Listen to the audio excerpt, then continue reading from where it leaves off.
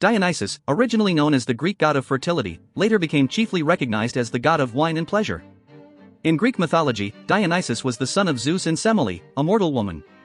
His birth was unique, as his mother Semele was killed by the sight of Zeus in his true form, but Zeus managed to save the unborn Dionysus by sewing him into his thigh until he was ready to be born.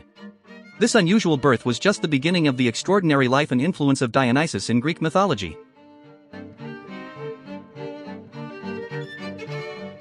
As the god of wine, Dionysus played a significant role in the myths and legends of ancient Greece.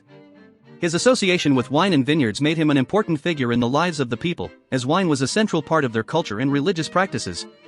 The cultivation and harvesting of grapes for wine production were essential to the agricultural and social practices of the ancient Greeks, and Dionysus was revered as the deity who oversaw these important aspects of their lives.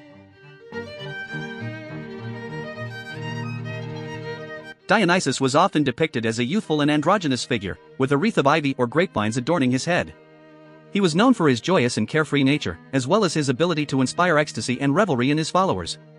In many myths, Dionysus is accompanied by a retinue of satyrs, maenads, and other mythical creatures who revel in his intoxicating presence. His followers would participate in wild and ecstatic celebrations in his honor, often involving the consumption of wine and uninhibited behavior.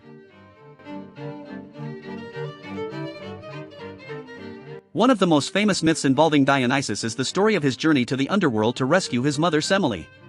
After her death, Semele was taken to the underworld, where Dionysus sought to retrieve her. With the help of various allies and his own divine powers, Dionysus successfully navigated the treacherous realm of the dead and brought his mother back to the world of the living.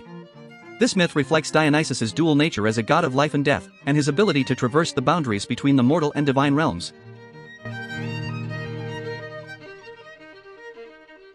In addition to his association with wine and pleasure, Dionysus was also revered as a patron of the arts and theater.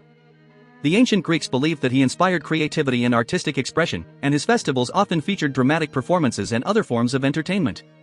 The theater of Dionysus in Athens was dedicated to him, and it hosted dramatic competitions and religious ceremonies in his honor.